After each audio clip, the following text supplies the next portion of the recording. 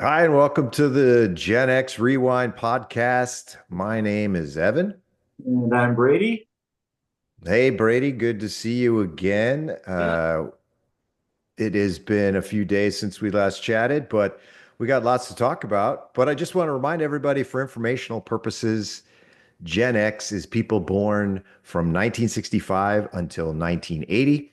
Brady and I both fall within that category. We're both married and have kids, and we give you that information in early podcasts. We don't have to repeat it every time, but for those of you maybe just joining us, go back and watch episode one first. That'll give you a little bit more of a history. But we're just two Gen X guys, and we like to talk and let you listen in. And we'll talk about culture and sports and politics, and also, of course, the 70s and 80s. And you're just listening in, right? Like that, you're just listening to two guys talk.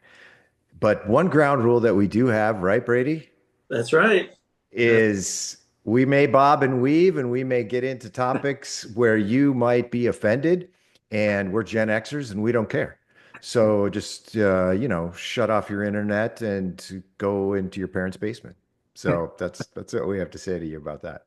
All right, current events. I just wanted to mention one thing real quick. It's as we're recording this, and just so you know, we don't do very many edits. We only edit like if I sneeze on camera or something.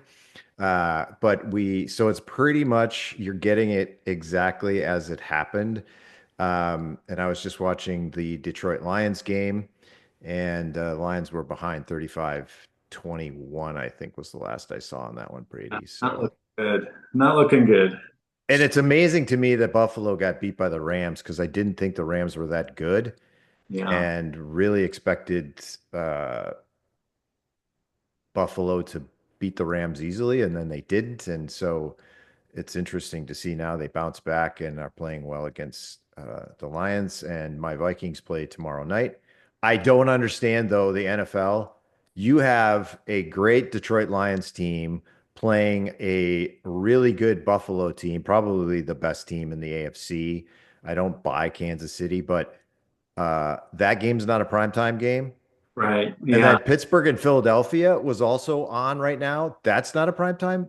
That's Yeah. two division leaders. It's crazy. Yeah. I can't even get the Lions unless I have to go out and buy the NFL ticket to watch it. So, Yeah, which is like $4,000.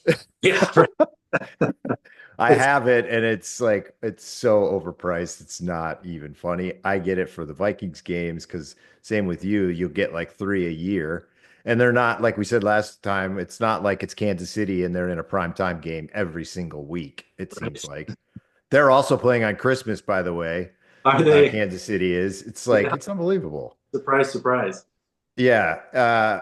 And college football, the Army Navy game was yesterday. I was surprised Navy beat Army after Army's great season, but I guess it proved that Army probably didn't deserve consideration for the Final 12, Mm, even with that 11-1 record. mm. Um, but always a really interesting game because the cadets and the airmen and the whatever they're all called at that game, the midshipmen. Yeah, that's a Uh, big rivalry for sure. As I was explaining to my son, their whole season doesn't matter except for that game, Right. right? I mean, literally, you think Michigan, Ohio State is big. It's like Yeah. Army, Navy for all of the guys in the Army or the Navy or the Armed Forces or anything. This game is it. And they talk about it and lord it over the other group for the entire year, Right. right? Yeah. It's uh, it's crazy. There was a couple of special guests at the game. I don't know if they appeared on TV at all, but I saw DeSantis, I saw Trump, I saw JD, lots of dignitaries at that game as always. Yeah. All right, the one current event topic I think that we need to get into is these drones flying around in New Jersey. What the heck is going on? Yeah, yeah. Just to add to the conspiracy list. It really is. It's crazy. I mean, who knows? Anyone's guess of what the On a truth is. scale of 1 to 10, do you believe, one being, I don't believe a word that the government says about this, or 10, yes, I believe everything that I'm hearing from the media and the government about the drones. What would you say, Brady? Yeah. I mean, it's amazing how the government doesn't help themselves in any way to increase their credibility. It's almost like they go out of their way to raise suspicion and fuel the conspiracy fires, for sure. And nowadays, compared to when we were growing up, now you had news at night, and you had a paper that would come in the morning, and that was it. And so you got the story, you got the facts, and then the next in the evening you'd get the news and get a little follow up there. But now we're just inundated 24/7 with constant talking. It just, Yeah. I think we're actually worse off now with just too much information coming in, and it doesn't feel like we have close to what a truthful handle is on whatever the situation is. I don't know how you feel about that. Yeah. I mean, it's, I have different feelings on it because on one side, I'm thinking it's great to have a place like X where you can get an open discussion about topics and not be banned because you brought up ivermectin, right? Or something. It's just like it's ridiculous. But um to talk, I mean, talking about the drones, and it's like, you're right. It's exactly true. It's like, just say what it is. Like, we're Yeah, not 2 year olds, right? It's like, you obviously they know what it is and whose they are and everything, right? There's no, like, we're not stupid anymore. And I think what we have right now is we have old school media and old school government who still thinks the public is stupid and naive. yeah, And they're right, about 30%, maybe more, is still stupid and naive and believes everything that they hear. yeah. But, I saw a post that said, the difference between a conspiracy theorist and a truth teller is about 6 months, right? Because all of these, like, if we're saying right now that I don't believe the story about the drones, I don't even know what the story is. Whatever it is, it's not true. And 6 months from now, we'll learn that, right? Right. And then we'll look back. And so stick a flag in this broadcast and remember that we said it was a bunch of BS, right? Because you just Yeah. know they're not telling the truth. It's, Well, and the media happily just says whatever, right? Like, go back to the sniper that tried to assassinate Trump. That was in the news, but then it just shut off. It where'd was it like, go? we Where's don't. that story? We It don't just, know anything. yeah, it was buried. And is it Russia? Is it this? And this is one of those stories too that when you take a step back like a good Gen Xer and you look at it, it's like, well, this guy, he's a registered Republican, and he's the top of his class, and then all of a sudden he gets a rifle and he gets up on a roof and there's Secret Service, but nobody does anything, and it's like one of those things. Again, it It's just doesn't crazy. add up. It doesn't add up. It doesn't add up. It's the same thing with the Luigi shooting the CEO guy. None of that adds up. None of it makes any sense Yeah, whatsoever. yeah, It's The story is obviously not the real story. yeah. And it's just like, I think a lot of Gen Xers, we're just tired of that. Like, we're tired of constantly not even just being lied to, because it's not just lies. It's you have to think that we have no brain and Right. can't think for ourselves to continue to put out stories like that, right? That, Like, what other answer is there to that? Let's just make up big stories and they'll believe it hook, line, and sinker. Well, we used to, but we don't anymore. right. So you've made yourself completely irrelevant. Yeah, Um, but no one's listening. It's just like no one's listening yeah. to No, that. that's exactly, being treated like we're stupid and can't put two and two together, and just swallow what you're given, and don't ask questions. Yeah. And It's like that is not, and you want to get on the bad side of a Gen Xer. It's like try to silence them, yeah, right? Like, yeah, we have opinions, we have thoughts, and we're going to share them and we don't care. yeah. Just Uh, Just trust me, right?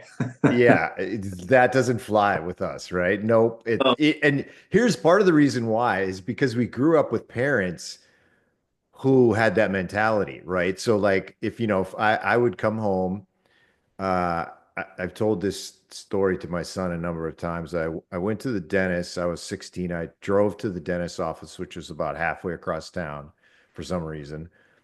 And then I went to the arcade and then I came home the long way and everything else. I got home and my parents were just sitting in the living room looking at me, and you're already like, oh crap. so, Like what, you know, where were you? At the dentist's office. Why, of yeah, course. And they're like, not for the last hour because we called there and they said you left an hour ago. And you're like, there goes lie number one. Let's see, what should the second lie be?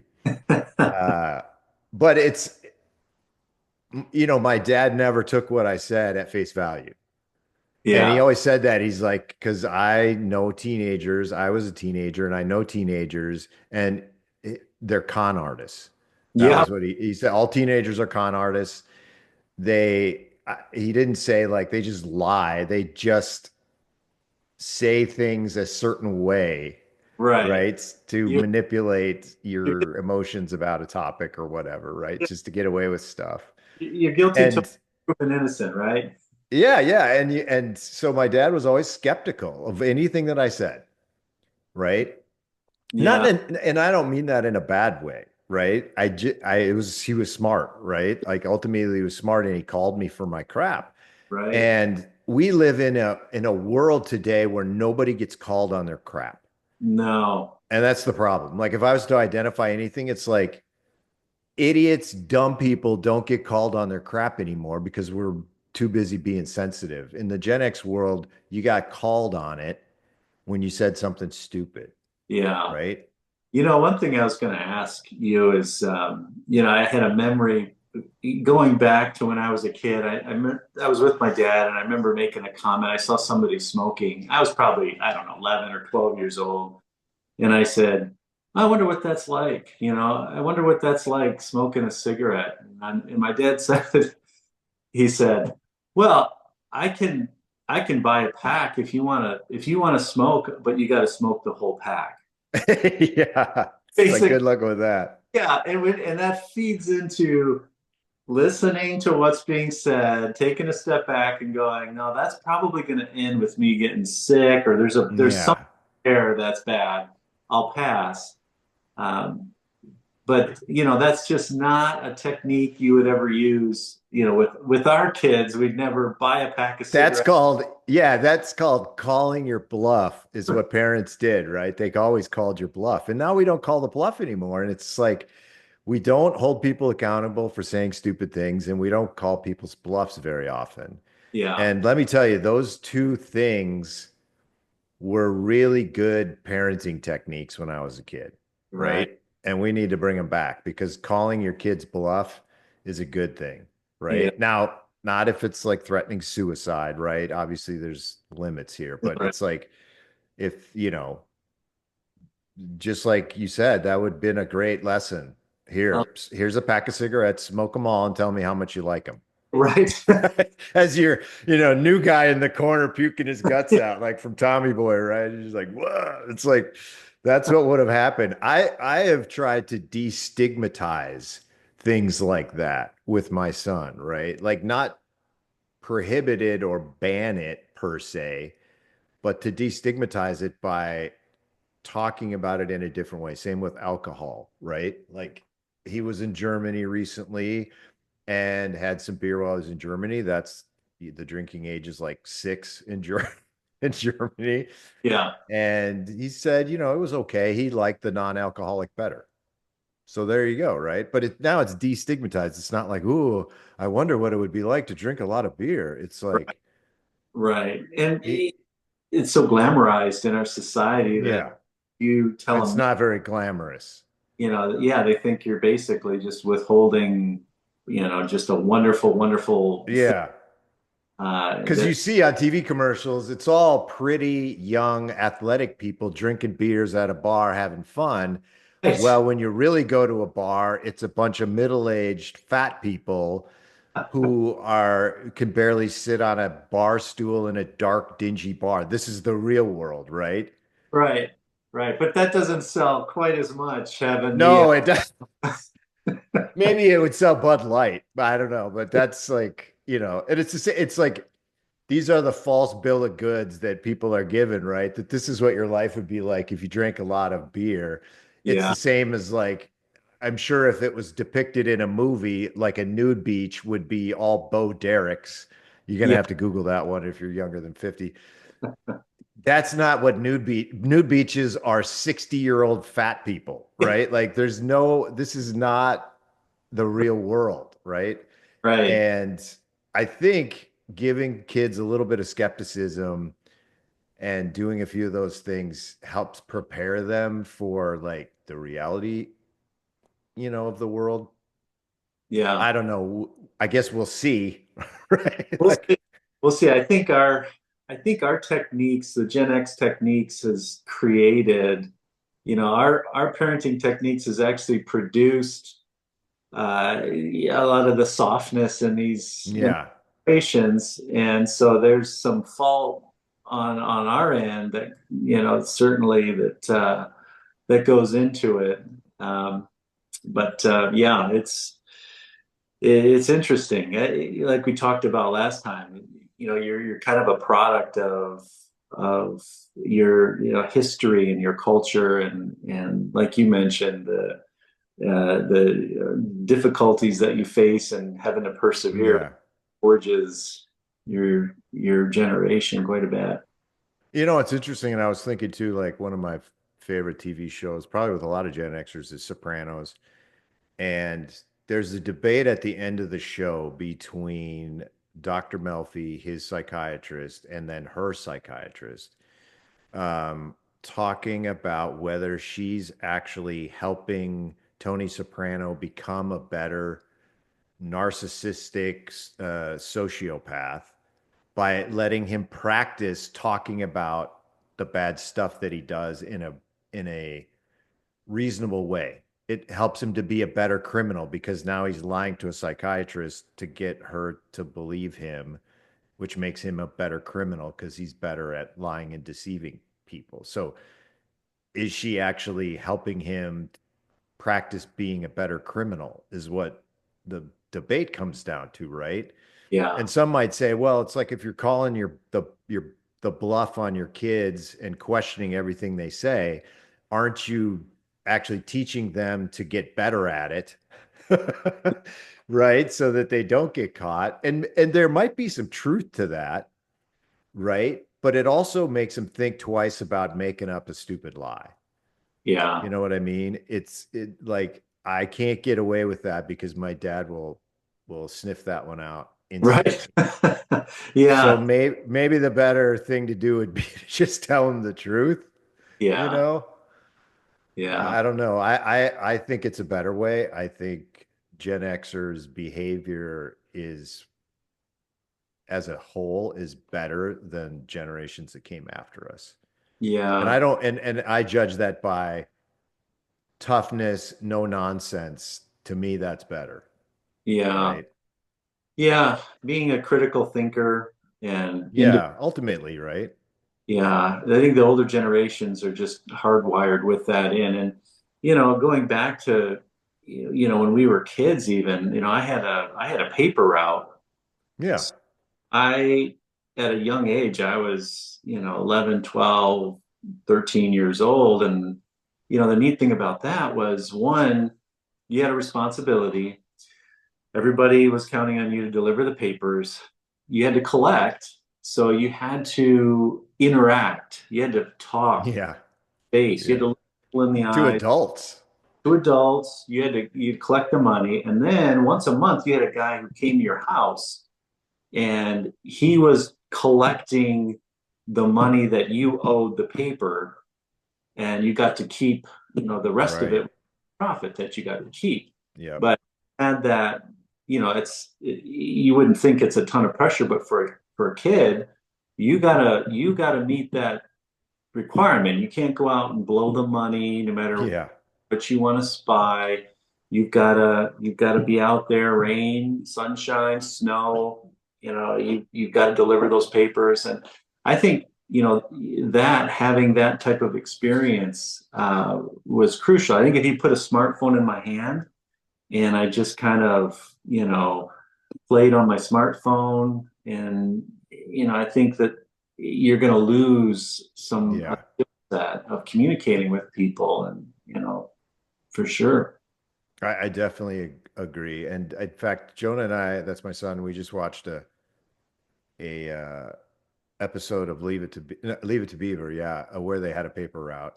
Yeah. And like all of us, the parents ended up driving them a couple times because it was raining or whatever in the paper route. And, you know, they they messed up a couple times and, there was consequences to that. And it was all exactly what you just said is like we were living Leave It to Beaver, right? Like it's interesting because that show was set in the 50s. And really that life that they had then didn't really change for kids until the 80s, probably, Mm. right? It was because there was not, it was pre-electronics, Yeah.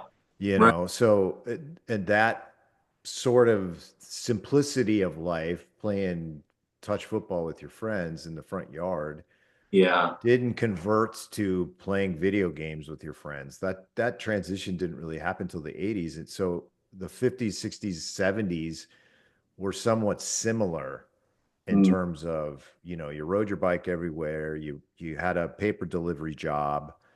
Um, Most likely only one parent worked. That's another one. In the Mm. 50s and 60s and even 70s, most likely only one parent worked. So your mom was likely home, most of the day. Things like that. That was, Yeah. totally different. Hey, Brady, I want to switch to our rewind section with three questions, but you had a couple of things you wanted to talk about in the rewind section as well.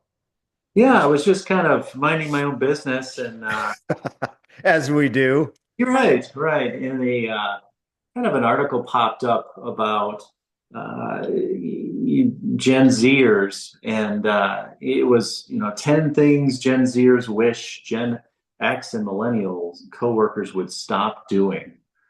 So, Okay, let's hear it. and I had to click on that, and like a good Gen Xer, you want to take a step back and listen objectively, and kind of get their point or what direction they're going. And so when I click on it with that in mind, number one pops up, and it is dismissing their mental health. That was the first thing that Gen Z wishes Gen X and millennial coworkers would stop doing. So if I were to say to my coworkers, like, would you just get over yourself? They don't like that when we do that. Right, right. Yeah. Yeah, that apparently, you That know, doesn't fly. explained that they have more anxiety, there's more depression, and we just kind of undermine it, and kind of, yeah, yeah. That one was one of the hardest ones to swallow. But I got to tell you this story because I just started the Christmas shopping, and you'll get a Oh, fun, fun.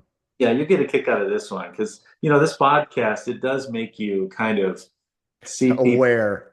Yeah, yeah, it's but a Gen Zer. So I had to return some things at a Oh store, boy. and I had like five things that had to go back that I overbought. And so there was a Gen Zer who was handling it and doing a great job. I mean, she put in three things, and one of the managers, who I'd say was a baby boomer, came over to make sure that everything was going well. So she kind of asked, "Hey, okay, good, you're doing good. Um, a couple more to go here." And the Gen Zer stops in the middle of this, as we were standing there, and she looks at the manager and says, "When can I take my break?" And and the baby boomer stops and doesn't even, just looks at her, and looks at me, and then goes, "Okay, so here, let's put this in. Okay, there you go. Okay, now print the receipt, hand it to him, and tell him that it's going to go back on his card." Okay, good, good. And for me, it was like, you would never do that. I can't, no matter Mhm. how young I am, I can't imagine in the middle of dealing with, Yeah.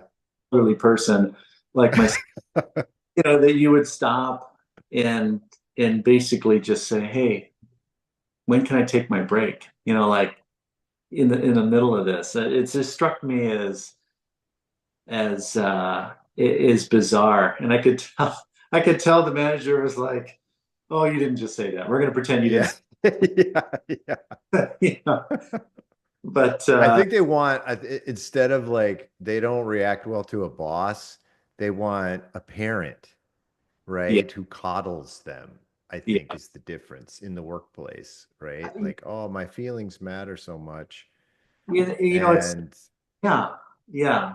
And I think you're right. I think is it us that are too harsh or just too callous when it comes to others in the workplace, just from our growing up? no, the answer's no, we're Or not. or is it that you've got people that are so fragile and so soft that it automatically makes everyone around them, hurtful what they say and brash and hard to work with? Yeah. I think that's basically what this is boiling down to. Um, one of the second things they say is resisting change. The Gen Xers and baby boomers, we resist change, kind of struggling to adapt, basically. Well, it's because we've been through so much of it, we're sick of it, Yeah, right? I think that's it. It's like we went from, you know, not computers and not video games and not work from home and, uh, we were playing outside and all of that. So much has changed in our world and how the world works and everything else that we're tired of it. And we realize most of it was better the way it was in a lot of cases. And yeah, so it's like change isn't like, why oh, is it better? Why is change better? right, yeah, and I think we're because of our experience. I think if a change will be better, we'd be open to do that. I think If it makes sense, if right? Like that's the difference. Like, bottom line is, if it's better, then why would we fight against that? I wasn't really clear how that, was true. But yeah. the others were, promoting a toxic work culture, basically disregarding need for work-life balance. Well, That, I'm all for work-life balance, right? But it's yeah, like the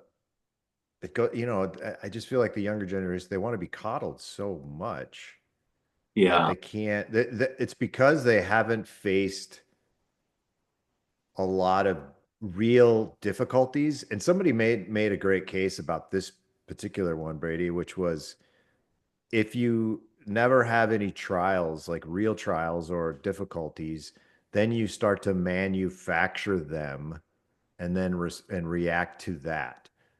Global warming and microplastics. And I mean, just the list is endless of things that we should be worried about because we don't have any real things to be worried about. We got to make up crap to be worried about. right. Right. And a lot of times that's people who aren't married and don't have kids as well. Because trust me, if you're married and you have kids, you got plenty to worry about, like nonstop stuff Yeah, to worry about. Right. Like, list of things to keep uh, tonight. yeah. But yeah, there's a couple other things. Not taking them serious because of their age. Maybe we kind of read into, because of their age, we just assume they're going to be, um, soft and fragile. Maybe there might be some truth to that. I think, Yes. if I'm with a group of younger, I might assume that they're not going to have the grit and the perseverance to go, through, uh, to endure. Yeah. So that's probably on us to some degree. I probably would agree with that. This one is I would say, in my experience, this one is definitely true. We tend to focus too much on dress code. Hmm. I'm thankful because the younger generation took us from dress clothes, tie, shirt, tie, all of that to now we can wear tennis shoes and much more comfortable. So I definitely tip my hat to them there because nothing's really changed except our comfort. Not wearing dress shoes all day long at work has been wonderful. So yeah, I'm thankful Yeah, I for don't have a real problem with that one. It was nice though, if you look at video from even the 60s of a baseball game, every guy in the audience or in the stands has a jacket, a suit and tie on and a right, hat. right. Like it's unbelievable. Imagine the world where men walked around in suits and hats all day to Yeah, baseball games and everything else. It's like there's something nice about that because people cared about themselves and they were presentable every time, everywhere they went. I get a right. kick out of going back to Leave It to Beaver. You know, the dad sits around the house in his sport coat and a tie Yeah, like right. read the paper. I will come home from a hard day at work and I'm Yeah. sitting around in my suit and tie, and the wife wears pearls and a dress to cook in and everything else. Like, there's something about that that I like because it's like they're presentable and look nice, and there's something to be seen about that. But it's like on the other flip side of it, it's like, no, the first thing I get home, it's like it sweats, right? Oh, It's like, who wants to oh, be uncomfortable at home? yeah. You watch every Humphrey Bogart movie, and yeah, they all have ties and Doesn't hats. matter what they're doing, suit and Yeah, tie everywhere. yeah, just out casually or going to the store, and everyone's all dressed up. I mean, there is a level of respect for other people, and I think that's part of it, right?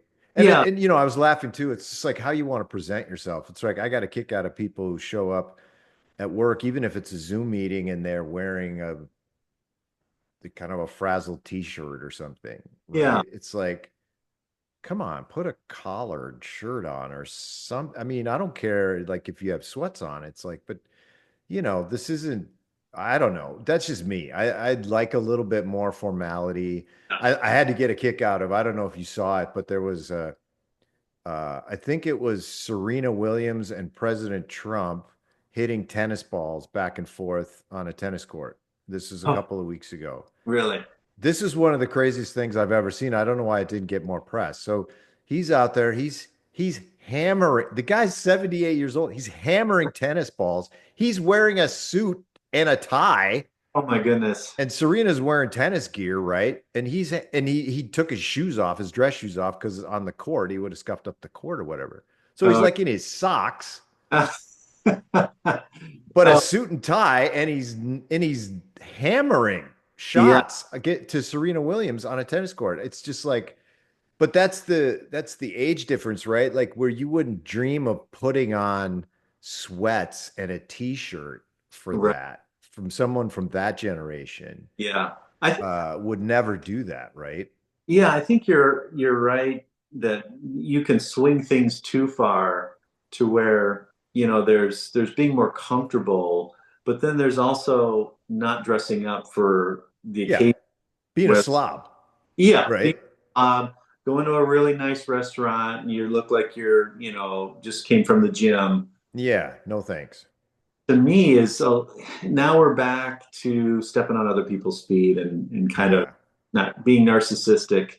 Uh, yeah, I think there's definitely a balance there that you don't want to be a slob, a comfortable slob all the time.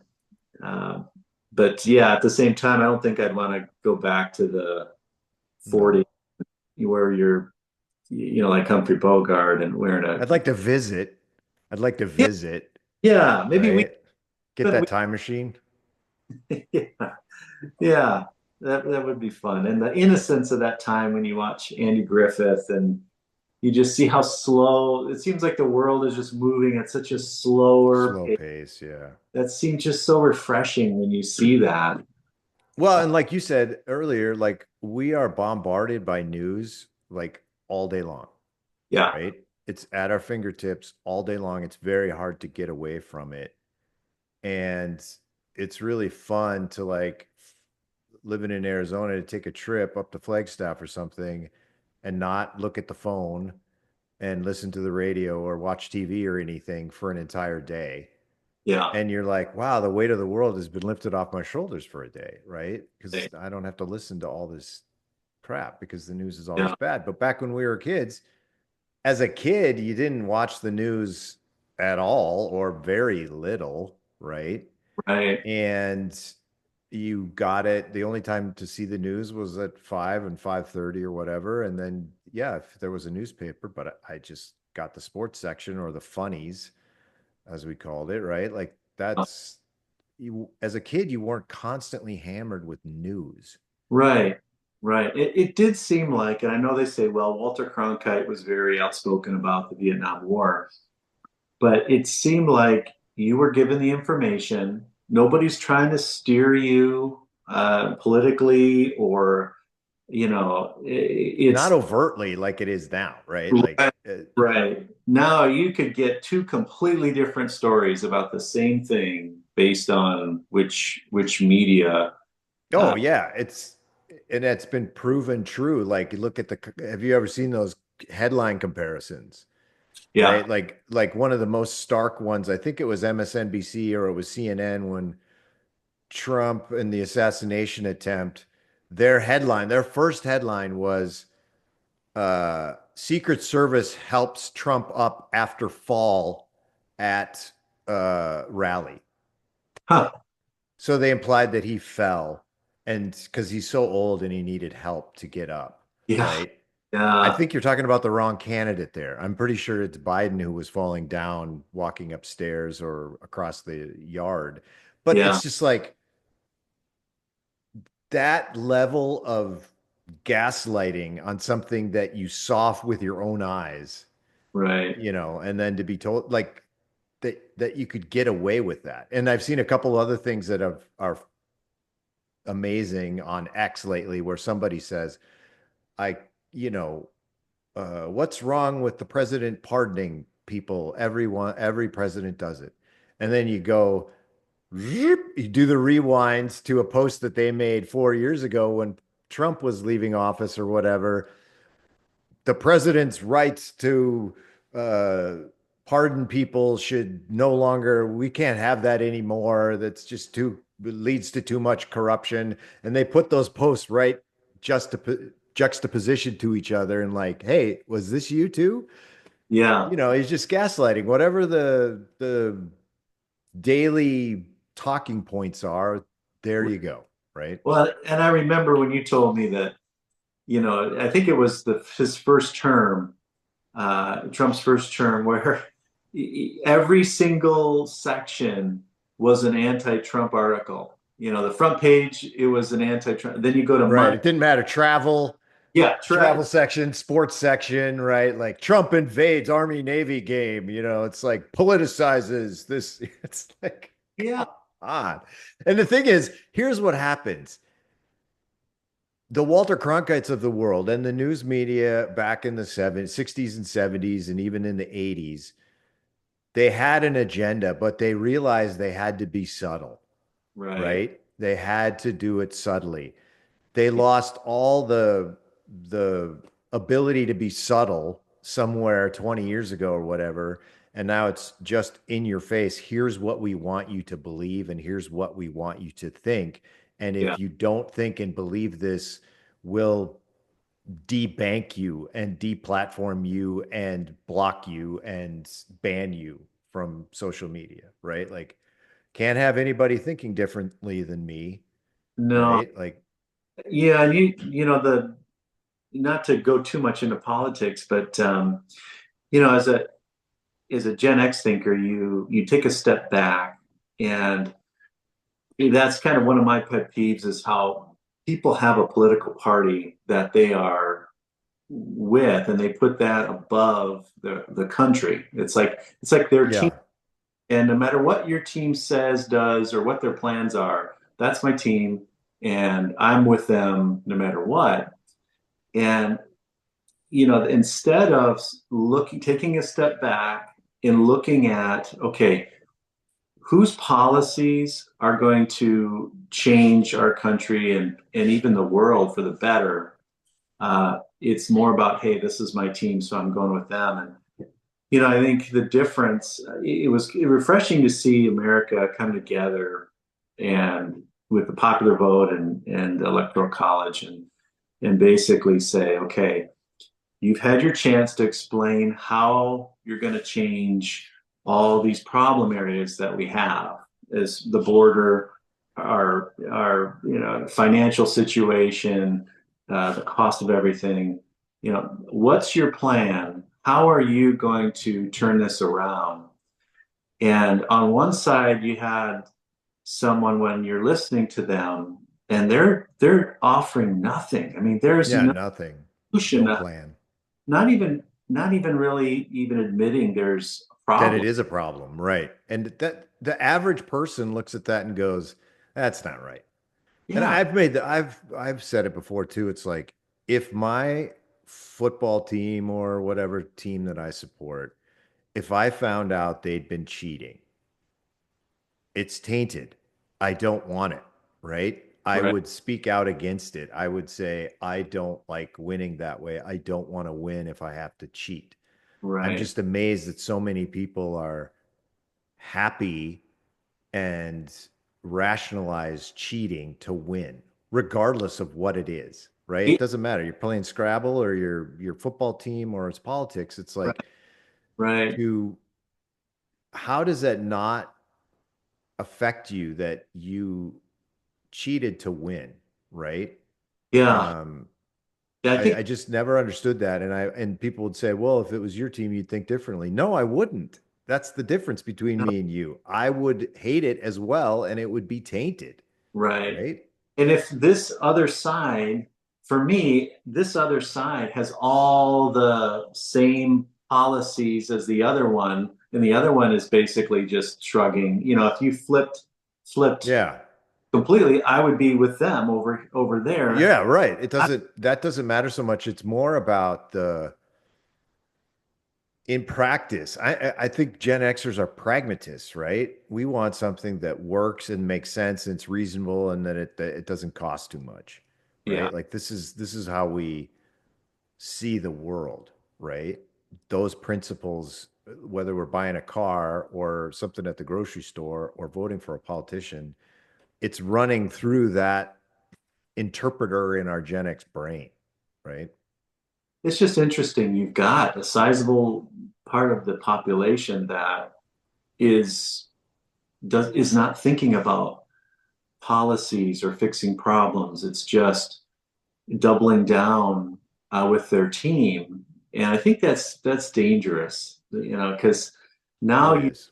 you're party above the country and above other Americans, where we've got to be able to unite uh, together and And support. stop applauding assassinations for crying out loud. That's my biggest. Yeah, yeah, I mean, the CEO guy, and you have Congress people going out and saying, not that I support any violence, but people get pushed to a wait, you just said but, which means I learned when I was younger that if you say but, it just negated everything that you said prior to that. So you are for violence and for assassinations when it suits your purpose, yeah. right?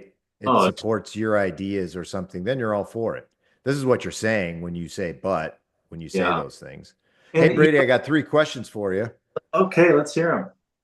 All right. Number one is since we brought it up, what was your favorite non-electric toy as a kid? Oh boy. The two that come right to mind, one is my first bike, because that was like, here you go. Now you can cover miles and miles. And I was never the first one to have one. So, my friends are getting together and riding around. I remember that. And I also remember my first pellet gun, kind of like Christmas Story, where I'm Yeah. looking back, I'm kind of surprised my parents just handed me a rifle and pellet fees and said, "Go have fun." What could Yeah. possibly go wrong? Yeah. But You'll figure it out as you go, yeah, right? and you know what's funny? My grandfather, they were there for that Christmas, and I opened up the BB gun, and I remember he looked at it and saw, oh, you got to pump it. And he goes, "Why don't you just get a why don't you just get a rifle? You Yeah. know, why, why didn't Mess you? around with these toys. Let's go Why for the real thing. and all that? Just give him a 22 and let him pull a trigger, and get rid of all that rigmarole." So Yeah. yeah, I'd That's a say good one. probably my first. Yeah. What about your, I mean, maybe this goes hand in hand, but what is that your best Christmas present ever? Oh boy. Ever, ever. That's going back so many Christmases. Yeah, I think one year it was a big one where my brother and I were both going off to college and needed a car. And so I remember one Christmas we were gifted a used Saturn, which that was huge. It was a need, but it was also a big gift that it comes to mind. It's probably the biggest Christmas gift I was given, and that was back when Saturn actually made initially quality cars. Yeah, I had two. I owned two of them Yeah, and liked them. They weren't expensive yeah, and, seemed pretty well made. I don't know what happened to the brand. It just is one of those weird things. It just fell apart. yeah. They must be tempted to start cutting corners and start, Yeah, and it's what then happens. yeah, It's what but happens. yeah, forever. Yeah. And my last question is, what's a word or phrase that you used as a kid or you heard as a kid that you don't hear much anymore? That's a good one. Um, oh man, boy, let's see. So, oh goodness, there were so many good ones. It's almost overwhelming. Uh, yeah, let's see. I want to keep it PG too. Yeah. Um, oh man, oh goodness. Let's see. Well, yeah. Oh man. Yeah, I'm stalling here. Oh boy. Well, My dad used to have all sorts of phrases and I didn't know even what they meant, I think, when I was a kid. And it's yeah. funny because now you don't hear them anymore. But this is called a meat hook.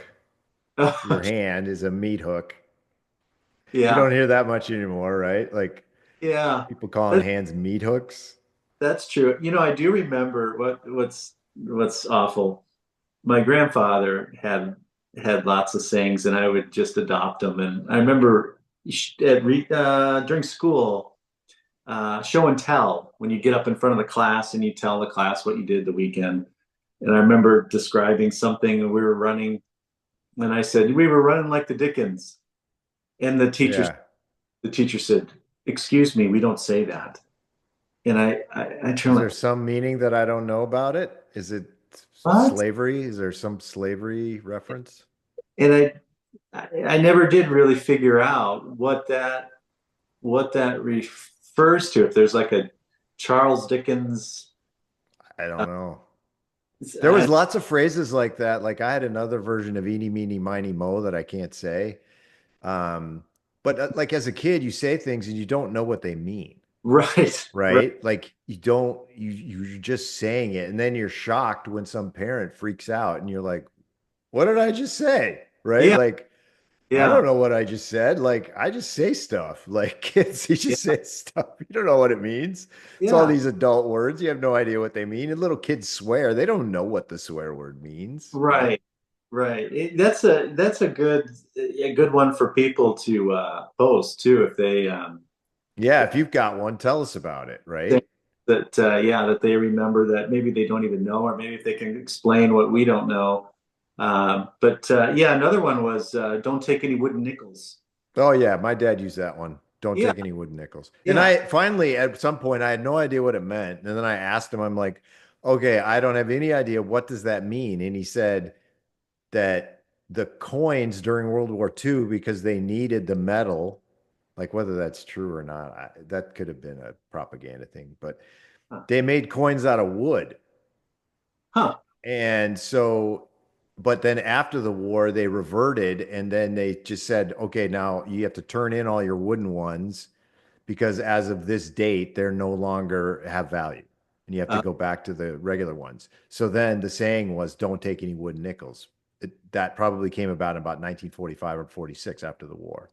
okay. So it was like, don't, like, my dad worked at his dad's grocery store when he was a kid, and he would hear that phrase, don't take wooden nickels from the customer. They would deliver the groceries, they would call up, and he would take a bag of groceries. And, it's like modern day Uber Yeah. Eats. He would take the groceries over to the thing, and his dad would say, but don't take any wooden nickels because they might try to pass off this expired coins on you, right? It's like, that's a weird one. Did you have any questions for me, Brady? Yeah. Yeah, I did. Let me get organized here. Let's see. Well, yeah, I basically, I always seem to write down the same things you do, but I number one was what was your all-time best Christmas gift? Yeah, I mean it's a tough one because like you said, there's for need or for want. And sometimes the needed one is the more valuable Yeah. one because you really needed it. But um, just as a kid, I think I was 10 and I got a Fran Tarkington Vikings jersey. Oh, wow. And I had wanted one, and it was it was a replica one, but like a nice replica one, right? Like there's nowadays, if you buy a real jersey, they're like $170, right? Because they're made out of that stuff that dries in like 2 seconds and everything else, right? Yeah. I got to tell you though, I bought a soccer one of those dry fit, the official like game jersey ones from Germany. I've had it for 10 years. It looks exactly like the day I bought it. It's Really? amazing. It is so it's worth it was $110 and it's worth it because that thing looks perfect to this day. Yeah. Mini washings and wearings looks perfect, right? Hmm.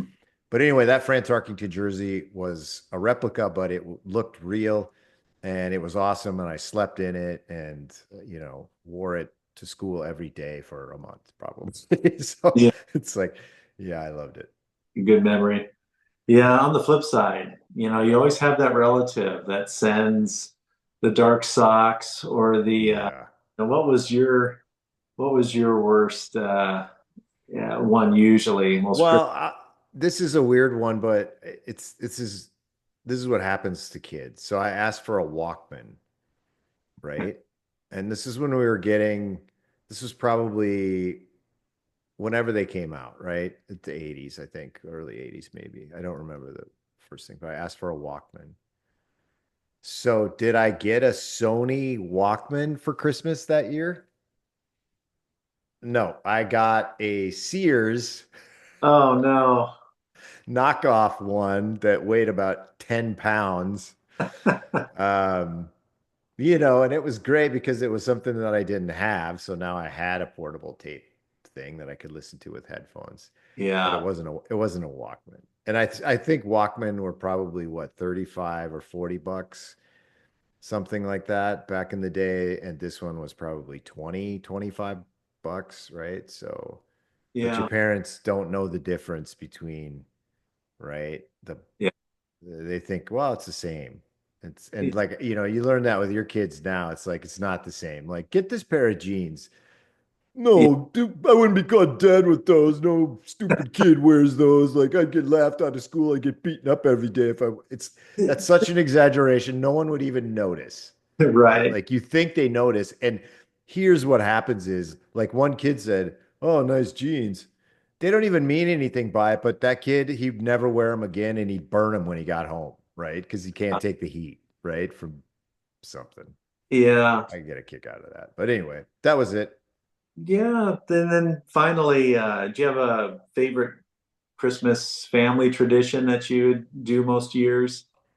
Yeah, because we open our presents on Christmas Eve, and that's my favorite tradition. Like, we did it when I was a kid. I love it. Like, we have dinner, and then the lights are down, and you have the Christmas tree lights on, and maybe a fire, and then we open our presents. And we would do stockings on Christmas morning because that makes sense with the Christmas story. Like, right? You've seen Christmas, Santa Claus is coming to town. He puts stuff in their stockings Yeah. because the Burgermeister banned the toys, right? So that's definitely my favorite one. Yeah. Well, good. Hey, I've got a post of the week this week. I didn't have one last week. Uh, but what I'm going to try to do is here, I'm going to see if I can show it. Let's see if this works. All right. Can you see that? This is my post of the week. Um, it says, I just came across this photo in the 70s and 80s group on Facebook. Is this for real? Did McDonald's have ashtrays like this? People smoked inside McDonald's? What? Uh, so Uh, that was my post of the week. And the truth of the matter is, yeah, there was McDonald's branded ashtrays on every table at McDonald's, and you could smoke inside when I was a kid. yeah. And people did. The upside of that was you could buy an entire meal for 99 cents. So it's Right. like you'd Yeah. get lung cancer, but it Yeah. only costs $1. So it was Yeah. worth it, right? How about smoking on planes? Do you have any memories of flying on a plane Oh my with gosh. that? So yeah, so the first time I ever flew was in 1973. I think it was we flew to Hawaii when I was a kid, and there were smoking sections and ashtrays in every seat on the plane. So people would smoke. They'd have a lit cigarette on an airplane, filling the cabin with smoke, and then putting it, out in the thing, and then they'd have to clean the ashtrays out Yeah. at the end. So, that was really bizarre. And we're thinking back to it now, right? In the front of the plane was the smoking section. So, the poor people like us who don't smoke, not only do we have to endure breathe in the smoke, but we're sitting in the back of the plane. Next to the toilet, it's like, yeah, it was crazy. Hey, Brady, I see by the clock on the wall and also by the I hear my family telling me that it's almost dinner time. Oh boy. So I suppose we better wrap it up for this week. I don't want to miss out on that. And then what great Sunday night game do they have lined up for us this week too in the NFL? What is it? Cleveland versus Carolina? It's like it's like Detroit Buffalo. No, that's no good. Yeah. Yeah. But I wanted to remind everybody, as I always do, that you need to watch us on YouTube or Spotify, or you can listen to us on Amazon Music or iHeartRadio. Like if you're in the car just listening to us, that's probably great. Leave us your comments. Please follow us on whatever is the most convenient platform for you, or you can interact with us on X, Twitter. Anytime, we'd be happy to answer your questions. We post some fun kind of 80s content and different stuff related to the show on X. That's where we interact the most. But just as a reminder, we are also on UHF channel 75 in Bozeman, Montana. So there you go. It's Oh, a great we're experience. covered. Yeah, it's like every week we add a new station. So all right, so for Brady and myself, we thank you for tuning in, and we hope that you have fun. But just remember to be home when the streetlights come on. We'll Let's see you. have a good week.